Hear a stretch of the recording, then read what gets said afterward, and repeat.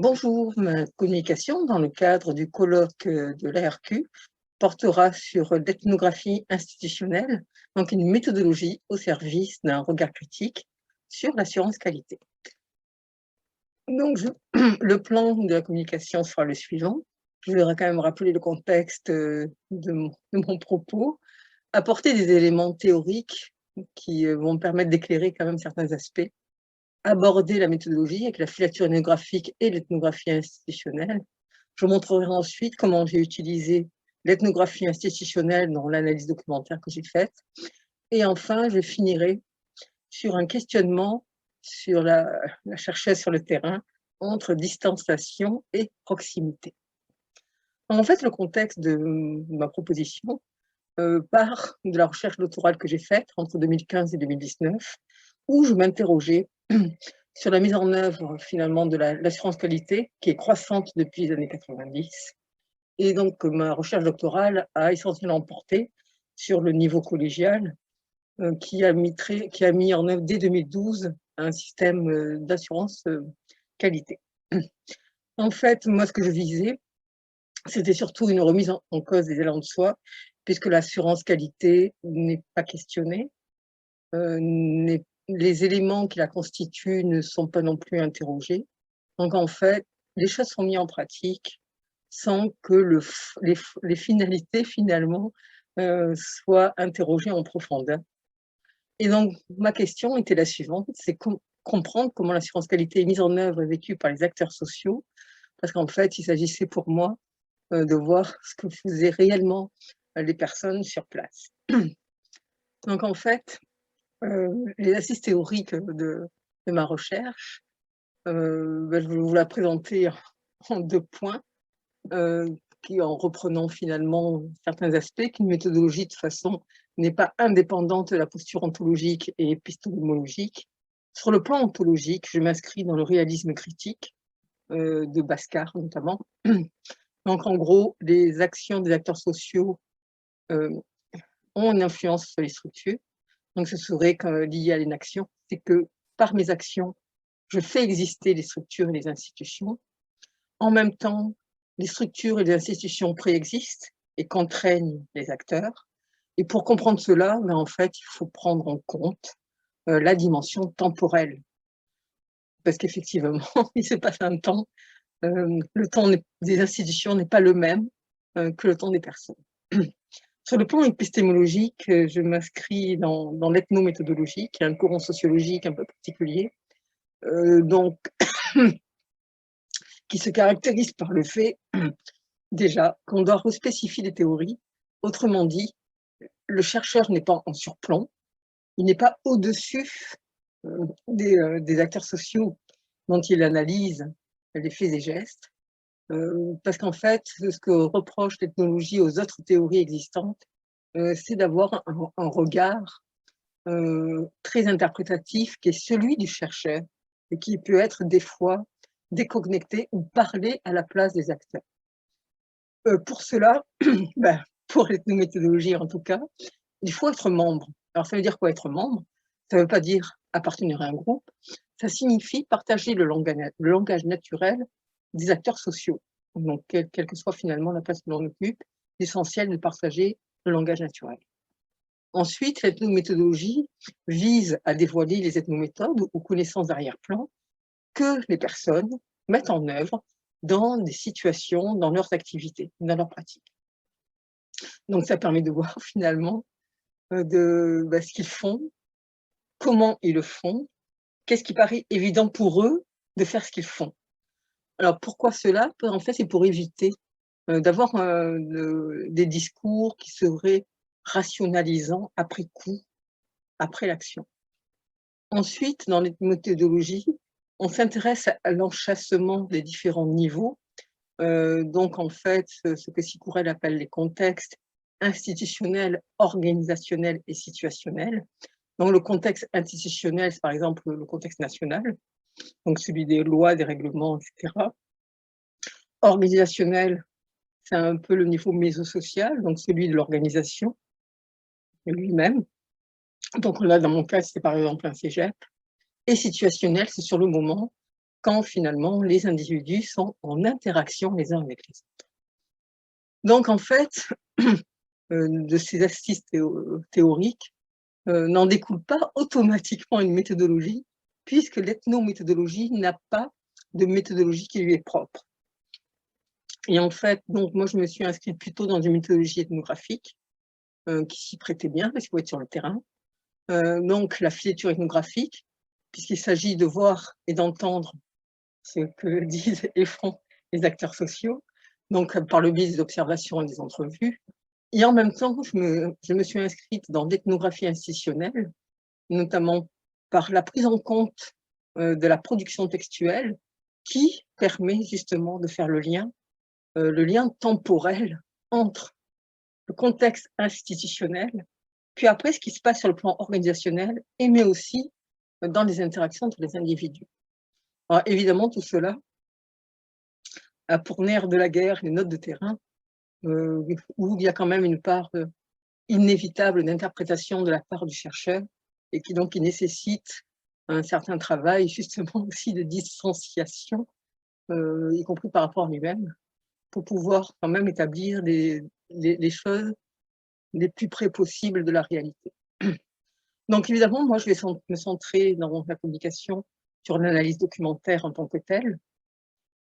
Et donc en fait, effectivement, je me suis appuyée sur l'ethnographie institutionnelle, et en fait, j'ai tout simplement repris une idée de Dorothy Smith, hein, qui part des traits prescriptifs, qu'ils évoquent ce qu'il faut faire, qu'on va retrouver dans des textes subordonnés, et ensuite, on vérifie si les textes subordonnés concordent avec ce qui a été prescrit par les textes institutionnels.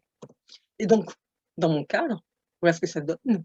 La production textuelle institutionnelle qui a été faite par la commission d'évaluation de l'enseignement collégial, la CEEC, donc qui dit ce qu'il faut faire, ce qui donne lieu à une production textuelle organisationnelle, généralement qui est faite par les services pédagogiques du Cégep, et ensuite on vérifie si cette production concorde avec ce qui a été prescrit.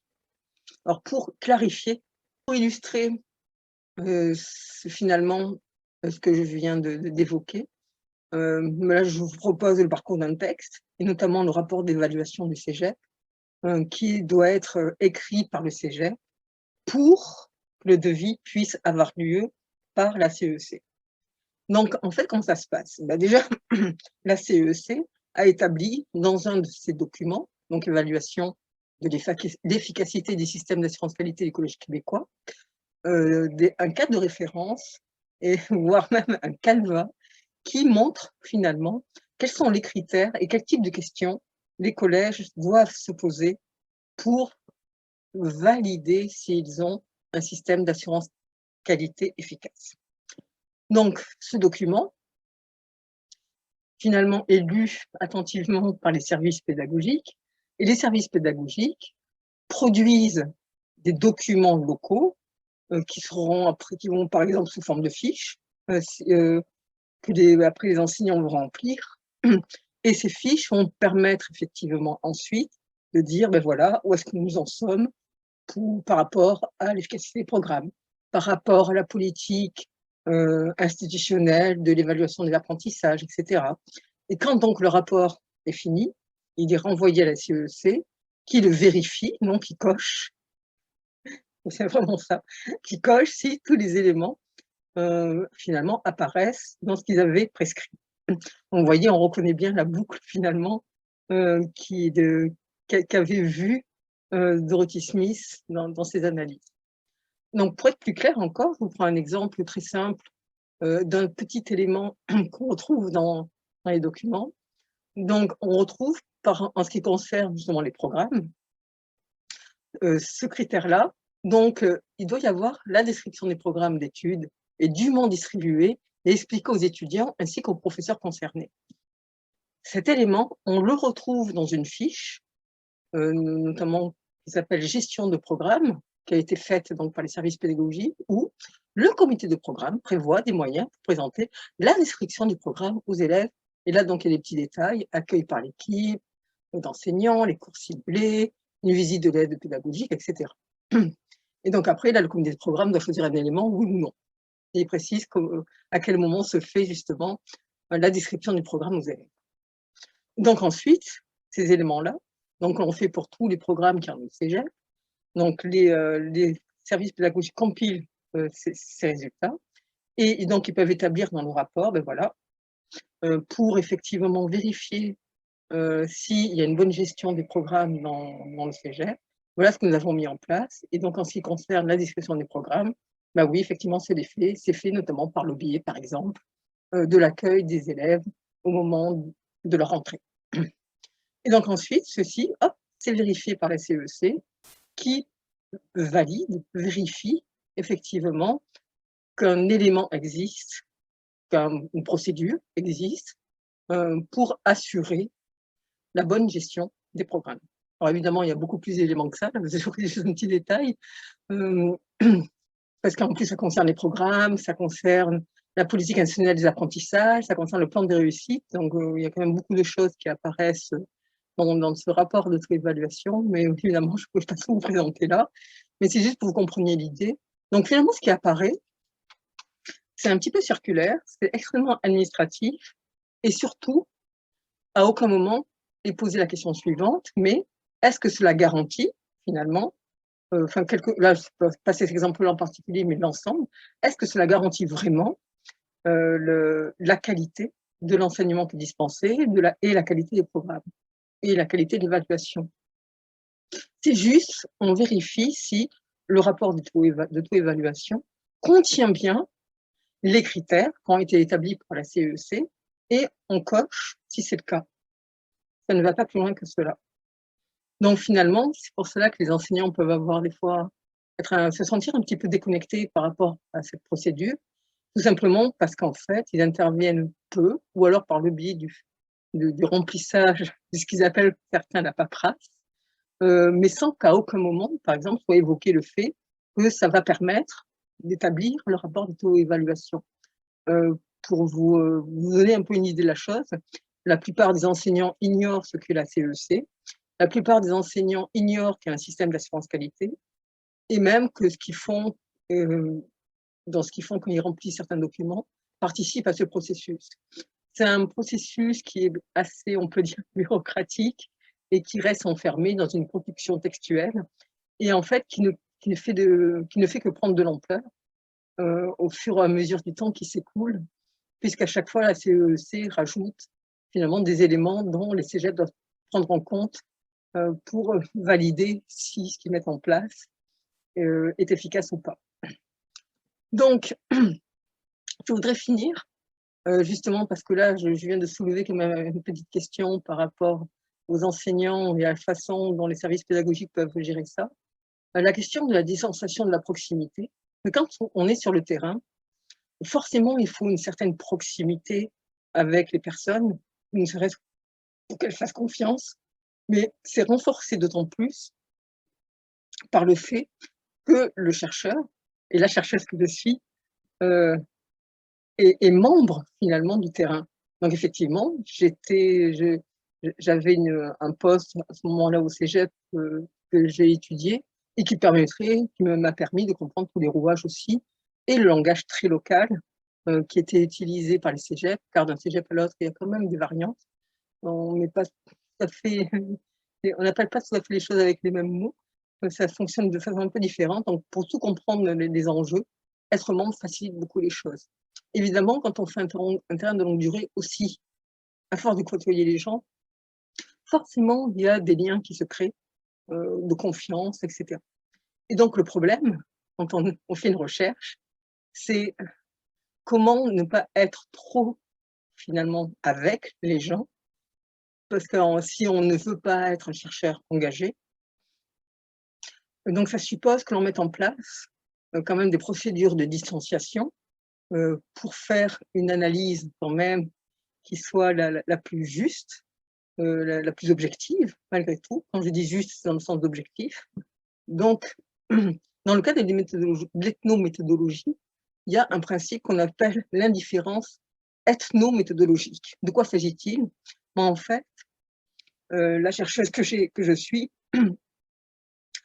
a été indifférente dans le sens où elle ne à aucun moment elle n'a émis un jugement ou, évoqué quoi que ce soit qui allait dans un sens ou dans l'autre. C'est-à-dire quand quand je rencontrais des membres de la direction, quand je rencontrais les enseignants, je n'ai pas fait part, de mon avis ou je n'ai pas réagi à leurs propos.